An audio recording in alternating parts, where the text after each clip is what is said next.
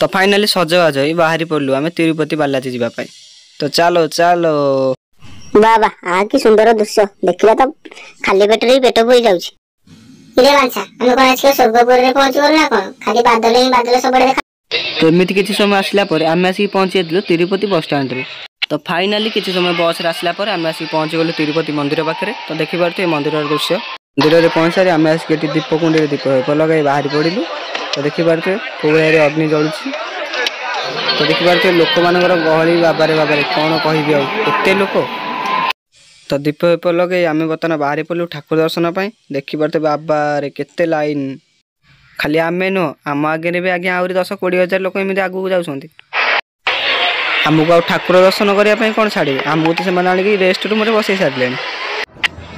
तो फाइनाली 12-13 घंटा अपेक्षा कलापर राति समान 12:30-1 कि आमर बर्तमान है ठाकुर दर्शन। समय आसिक राति 2-3 बाजिला ठाकुर को दर्शन करने लोक मैंने देखिपे शीत काकर भी शोई पड़ुंट। जेहेतु आम सका 6 ट्रेन थी तिरुपति आसवाई बुलाबुली करूँ सका 5टा बजे से विदाय नेलु। हाँ तुम जाऊच कुआड़े चैनल को लाइक कमेंट शेयर आ सब्सक्राइब कर देखी जाओ।